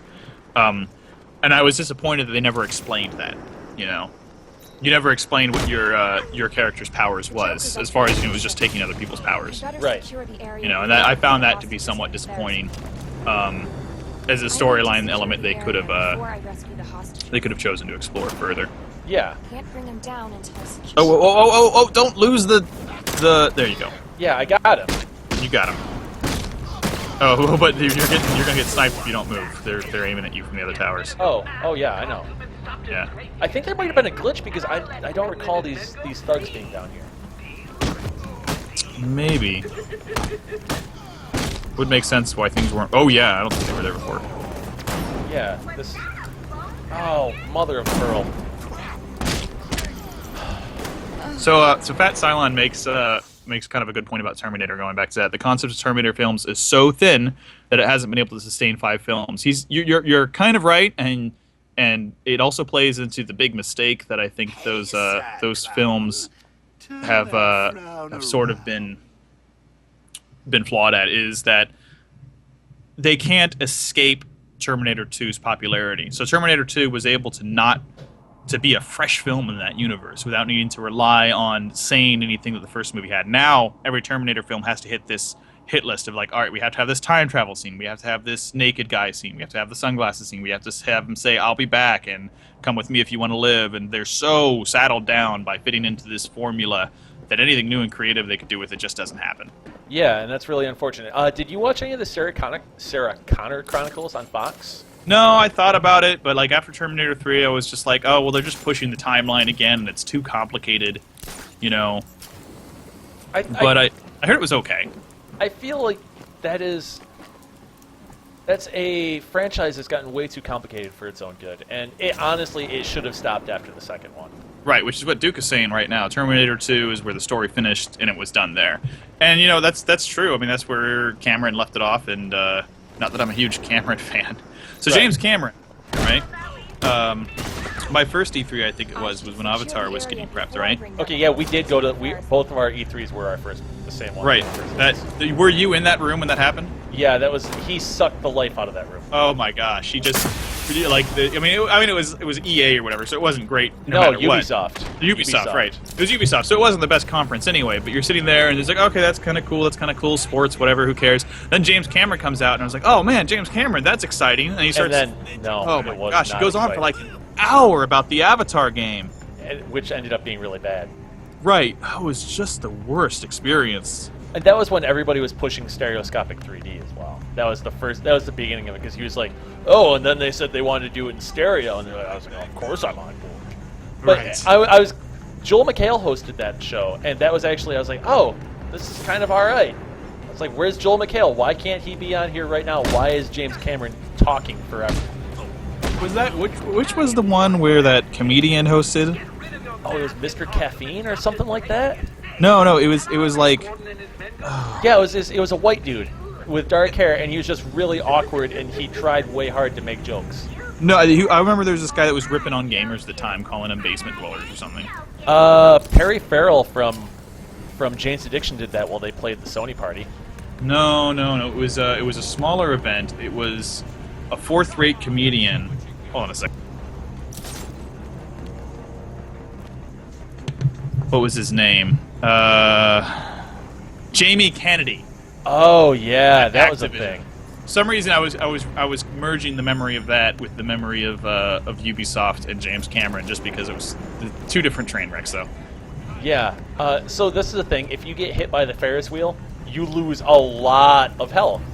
Oh, so you can't hitch a ride. No, I guess no, that you makes just- sense. It is moving pretty fast. Yeah. SP-483, he mimics you, and he says that Jamie Kennedy.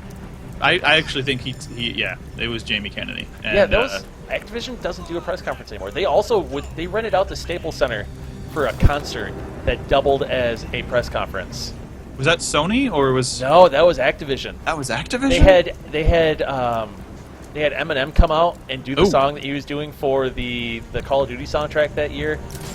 They also had Maynard Keenan from Tool. He came out and he did a bit of Bohemian Rhapsody because he was in the new Tool was in the new Guitar Hero. It was a very strange thing, and I think Rihanna was there as well. You know, I'm kind of glad that that's not happening as much anymore. We really needed, like, E3 really needs to cut down on the celebrity fest. You know, Yeah, it's very Yeah. strange and distracting. You know, Do you know who I almost ran into at E3 this year? Steven Spielberg. why? Because his appointments for HoloLens overlapped mine. Oh, I saw Very- him, and Oh, it weird. was amazing. I was trying really hard not to go into fanboy mode. Oh yeah, man. it's hard. That's the weird thing about E3 is to have that disconnect of wanting to rush up to people that you're fans of. Yeah, I did that with. I did see Neil Druckmann in one of the hallways, and I stopped him. Neil Druckmann, who was the creative director at Naughty Dog, and I introduced myself, and I said I was a huge fan of Last of Us. And it's like, I really am looking forward to what you guys do next. He goes, "Oh, we have Uncharted." I meant besides that. And he goes, "Yeah, we don't know what we're doing beyond." I was like, "Yeah, you do."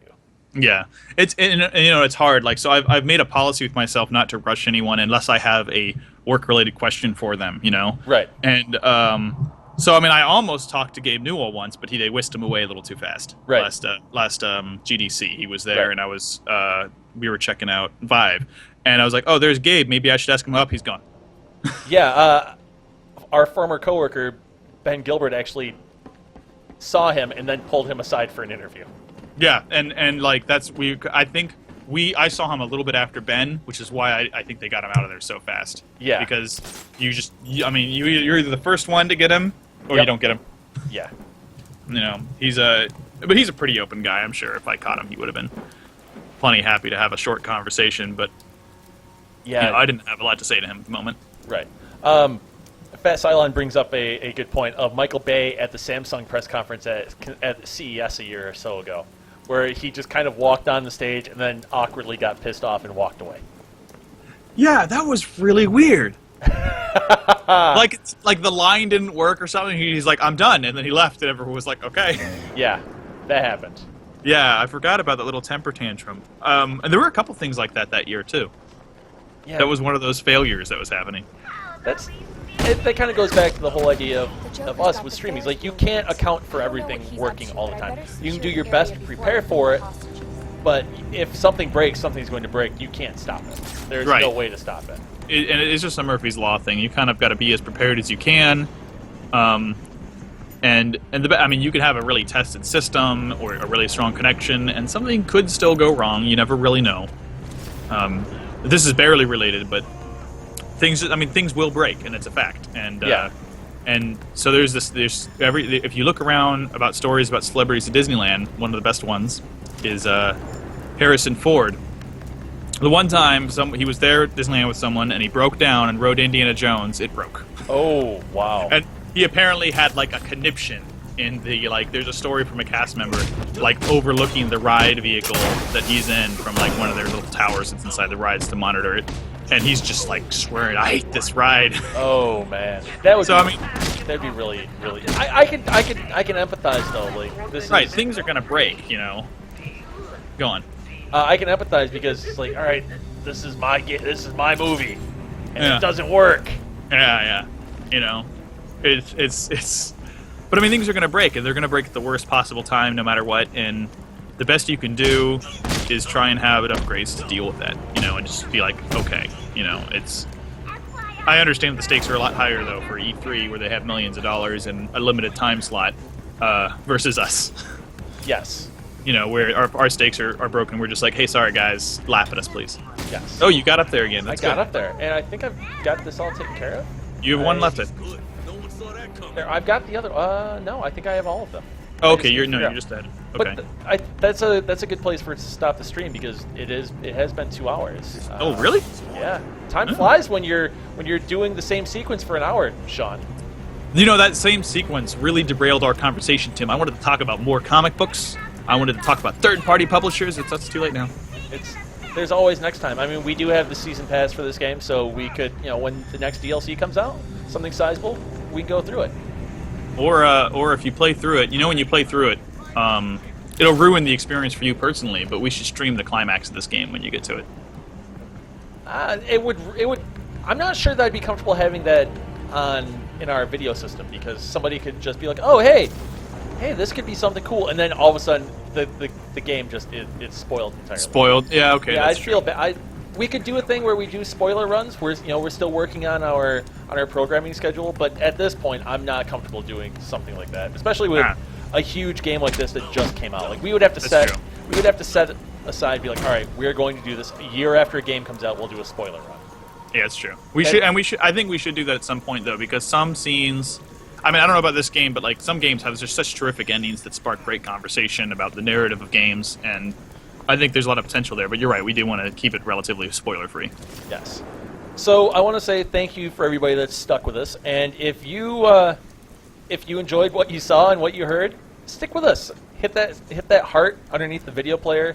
I'm going to do it right now. There you go. Sean's doing it. Come on, you guys should do it too. Peer pressure.